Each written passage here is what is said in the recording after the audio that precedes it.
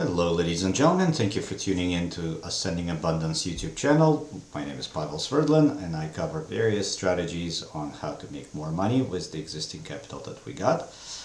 In this video I'm going to cover the actual real dilemma that I'm facing in my real estate journey. This house is in Columbus, Ohio. Sharing the address 5025 Refugee Road, Columbus, Ohio 43232. It's a decent kind of C type area. Don't think it's a B minus. So if we go into Columbus, Ohio, this is it, and like we kind of look at the metropolitan.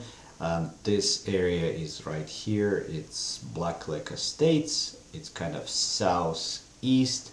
Not the best of neighborhoods, definitely not kind of high class. This is your blue collar working folks, quite a few Section 8s. A lot of people in this neighborhood are renting from the investors, such as myself. Lots of houses had been foreclosed on 10 years ago. That's when investors picked them up, and the neighborhood is doing okay, but it's nothing phenomenal. So it's basically a cash flow play. They are those houses in those neighborhoods. They don't really grow that much. I mean, if you bought them on pennies on a dollar, that's fine. Back in 2009, 2010. But these days, it's kind of flatlining. I don't see a lot of potential. These houses are old.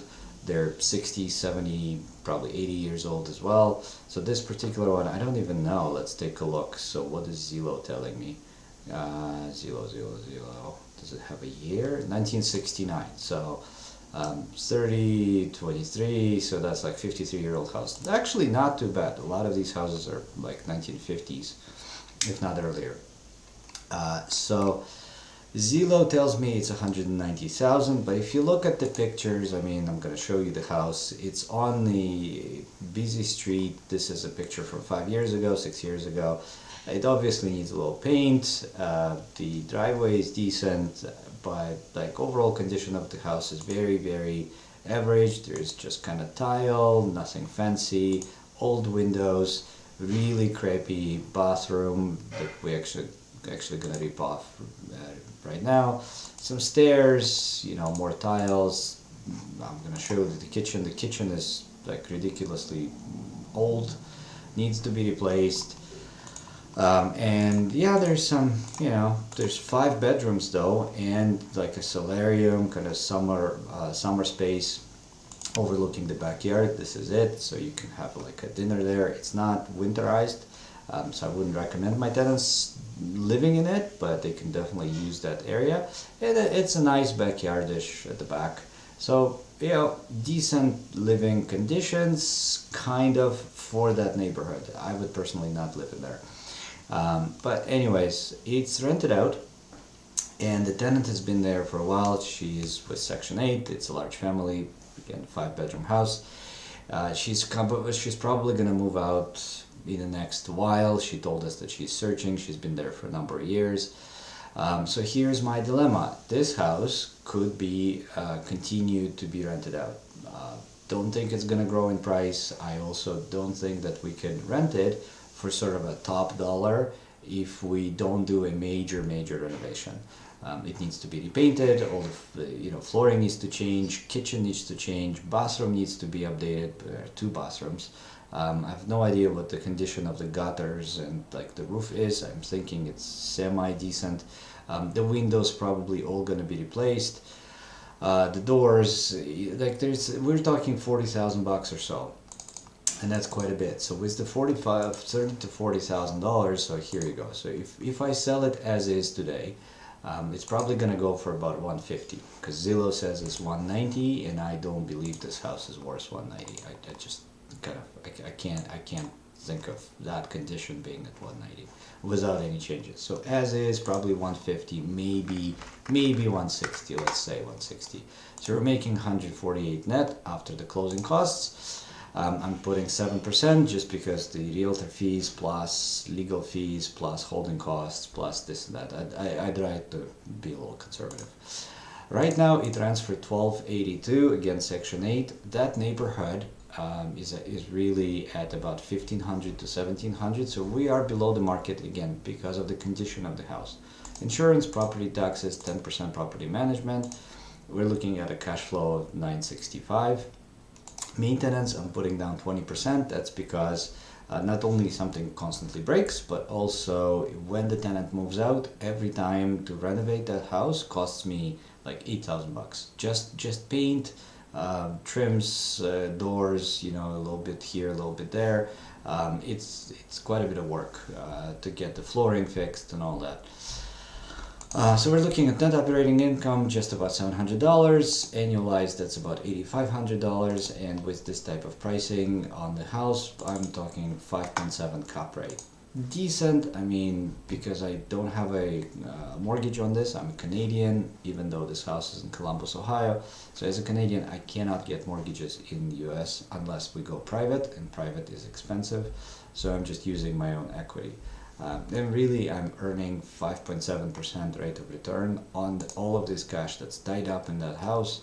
And from there, I'm hoping on the appreciation. I'm already seeing some appreciation, but I don't know how much more appreciation is there to be had from this old, dilapidating house. Now, if I do sell it, let's say we could put 40,000 in the renovations. Those 40,000 are going to bring the value up to say 220. I'm still keeping the closing costs about 7%. There's going to be remedies. There's going to be back and forth. Anyway, I'm thinking net proceeds 165. Can put up another 25K and do 1031 exchange where we buy a different house. It's still going to be oldish, but maybe in a better neighborhood. Maybe it's going to be a little cleaner. It's also going to be probably smaller. This one is 1,900 square feet. I'm thinking if I trade up, I would go to a better area, but I'll probably get something like 1,300 square feet, like a smaller house, less money spent on renovating and maintaining it. So new property at 190. They're probably gonna rent at about 1,600. So keeping the insurance or the property manager, the whole story in place the same. I'm dropping my maintenance from 250 to say 200, and that gives us just over $1,000 net operating income, 6.6% cap rate. A little bit better than that one, but also a ton of hustle. You know, renovations, sale is a guess, right? Who knows how much is it gonna sell for? Who knows what we're going to rent a new house for? All of the legal fees, they're all going to mount up, right? Property taxes to pay, this and that. So quite a lot of hustle to move from 5.7 to 6% and be in a bit of a better area, hoping for continuous appreciation, maybe.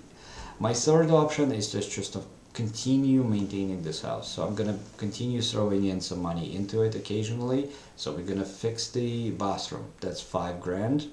Drops into this house, but I don't need to pay any commissions. I don't have to pay any closing costs, right? I'm keeping the same house. It's just gonna be a little bit nicer. It's gonna be a new bathroom. Then maybe next year we'll do a new kitchen. That's another $5,000-7,000. So basically, if I do that, all of my cash flow is going to continue going back into that house for the next few years. It's just going to sort of pay for its own upgrades. I don't think I'm going to see way more rent unless we evict the current tenant, which is also a hassle. And eventually, sure, if we fix the bathroom, we fix the kitchen, we'll probably do some other renos. If nothing new breaks, we just sort of slowly over the next 2-3 years make this house better, and well, perhaps it's gonna rent at 1,500. Maybe it's gonna rent at 1,600, right? Maybe, let's say. But that's a far stretch, and that's years to go. So I am a little bit torn. One option is to keep it and continue throwing money in it and hope that, you know, eventually it's just gonna increase the rents. Or do a one-time reno and sell it and buy a new one. There's another option, number 4, do a really nice reno and rent it out to a better type of tenant so that my maintenance stops increasing. I'm just gonna do the whole renovation in one and done. Increase the rents and just kind of set it and forget it. I'm a little inclined to say it's not the best of ideas because that neighborhood is unlikely to continue growing. So to throw in 40 grand and do nothing was like not to move out of that neighborhood, that's a little excessive.